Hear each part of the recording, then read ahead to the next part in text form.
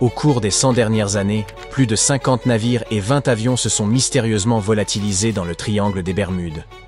Aucun débris, aucun adieu, rien. Chaque disparition évoque l'ouverture d'un thriller sans conclusion. Pas étonnant que cela ait inspiré des théories extravagantes. Distorsion temporelle, cité sous-marine, civilisation venue de l'espace. Mais aujourd'hui, un chercheur affirme avoir enfin élucidé le mystère du triangle des Bermudes. Le triangle des Bermudes désigne une vaste zone marine comprise entre la Floride, les Bermudes et les îles des Caraïbes. Ses contours varient, oscillant entre 1300 milles et 4000 milles de kilomètres carrés. Cette région est tenue pour responsable de nombreuses disparitions inexpliquées. En voici quelques-unes parmi les plus troublantes. En 1881, l'Helen Austin appareillait de Liverpool vers New York lorsque le capitaine Griffin prit une décision audacieuse. Traverser la mer des Sargasses, en plein cœur du triangle. Peu après, l'équipage aperçut un navire dérivant, sans signal ni équipage, baigné d'un silence glaçant. Après 2 jours d'observation, Griffin envoya des hommes à bord. La goélette était parfaitement ravitaillée, cargaison et vivres intacts, mais vide de toute présence humaine. Il y dépêcha alors quelques-uns de ses marins afin de ramener les 2 navires vers New York. Mais une violente tempête éclata. Et lorsque le calme revint, la goélette errait de nouveau, désertée. Les hommes envoyés à bord s'étaient évaporés. Ébranlé, Griffin renonça à cette mission et poursuivit seul sa route vers New York. Ni la goélette, ni son équipage ne furent jamais retrouvés. Le 4 mars 1918, le puissant USS Cyclops quitta la Barbade pour rallier Baltimore. Sa coque gémissait sous les 11 000 tonnes de minerais de manganèse qu'elle transportait. Le navire ne parvint jamais sa destination. Sa dernière communication, aussi banale que sereine, fut « Temps clair, tout va bien ». Puis, silence radio. Aucun message de détresse, aucun débris, aucun corps. Durant les 9 jours où il aurait dû accoster, le Cyclops s'évanouit corps et biens avec ses 305 hommes à bord. Cet événement demeure la plus lourde perte humaine hors combat de toute l'histoire de la marine américaine. Le 22 décembre 1967, le Witchcraft, un croiseur de luxe de long de 7 mètres, s'éloigna d'un peu plus d'1 kilomètre de la côte de Miami. Son propriétaire et son ami ne projetaient rien de plus audacieux qu'une excursion tranquille pour admirer les lumières de Noël. À 21h, les gardes-côtes reçurent un appel routinier. Le bateau avait heurté quelque chose et nécessitait un remorquage. Aucune panique, aucun danger imminent. Ils promirent de lancer une fusée pour signaler leur position. Moins de 20 minutes plus tard, les sauveteurs arrivèrent à l'emplacement exact. Mais la mer était vide. Ni bateau, ni fusée, ni trace des 2 hommes. Le Witchcraft avait disparu. Le 5 décembre 1945, 5 avions, le vol 19, quittèrent Fort Lauderdale pour ce qui devait être un entraînement de 3 heures. Mais peu après le décollage, la situation se détériora. Leur chef, le lieutenant Charles Taylor, signala une défaillance de sa boussole. Convaincu qu'il survolait les quais de Floride, il ignora les consignes et prit la direction du nord-est, s'enfonçant dans l'Atlantique. Ses hommes protestèrent, le pressant de virer vers l'ouest en direction des terres, mais il demeurait confus. La météo se dégrada, les transmissions s'affaiblirent, et le carburant commençait à manquer. Le dernier message de Taylor indiquait que, lorsque le premier avion serait presque à sec, tous devaient amérir ensemble. Puis, ce ne fut plus que silence. La marine lança une vaste recherche.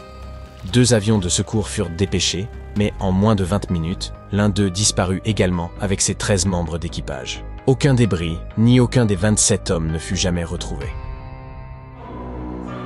Enfin, l'histoire glaçante de Great Isaac Rock, qui n'abritait que 2 hommes, ses gardiens de phare.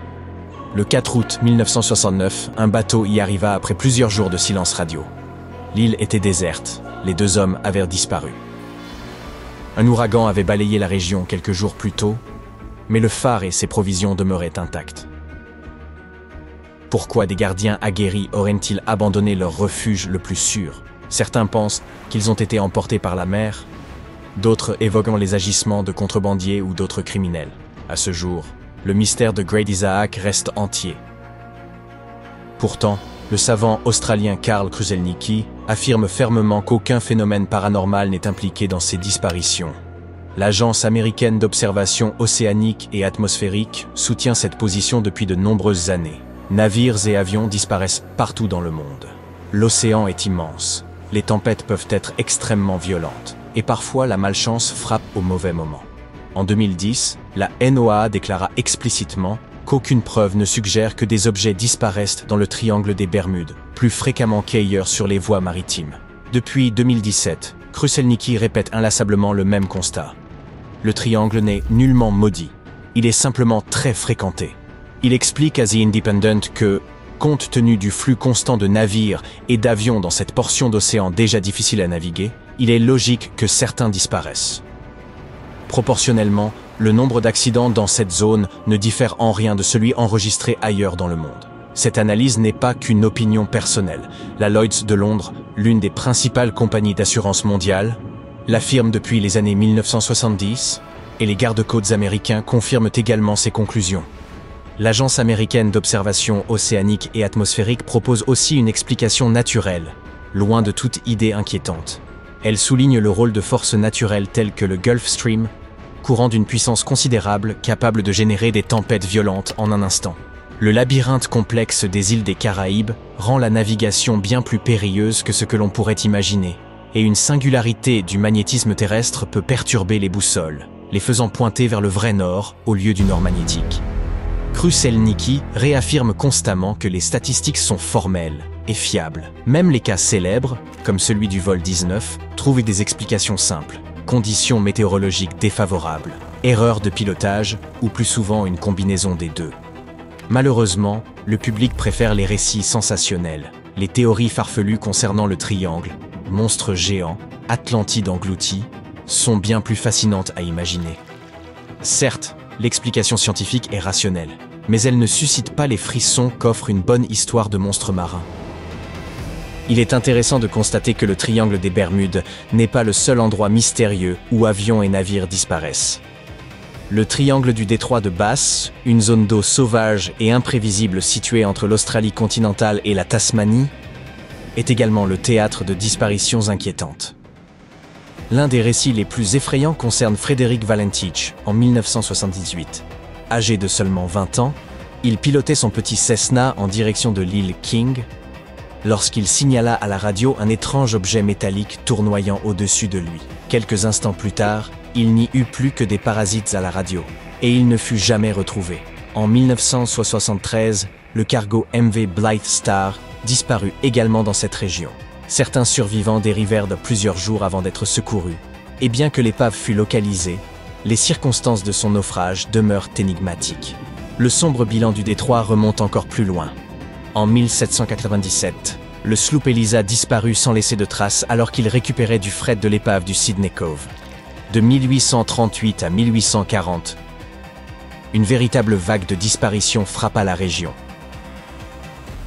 Au moins 7 navires en route pour Melbourne s'évanouirent, équipage compris, et seules 3 épaves furent retrouvées. Le reste demeura perdu à jamais. De nombreuses autres disparitions suivirent. L'une des plus récentes survint le 2 août 2025. Gregory Vaughan, 72 ans, et Kim Warner, 66 ans, décollèrent de Georgetown, en Tasmanie, à bord d'un petit avion sportif, en direction de Hillston, en Nouvelle-Galles du Sud. Ils n'atteignirent jamais leur destination. Les recherches demeurèrent infructueuses. Le détroit de Bass n'a jamais eu besoin d'aucune aide pour engloutir les imprudents. Chaque incident approfondit le mystère. Pourtant, les experts soulignent qu'il ne s'agit pas de malédiction, mais bien du détroit lui-même, des eaux peu profondes et des vents capricieux pouvant changer sans avertissement. À chaque traversée de ce corridor, marins et pilotes doivent affronter un mélange redoutable des pires facettes de la nature. Au final, la plupart de ces disparitions, dans le triangle des Bermudes comme ailleurs, trouvent des explications rationnelles. Mauvais temps, courant traître, erreur humaine ou simplement malchance. Mais lorsque certains motifs se répètent, notre cerveau aime relier les points, même si ce n'est qu'une coïncidence.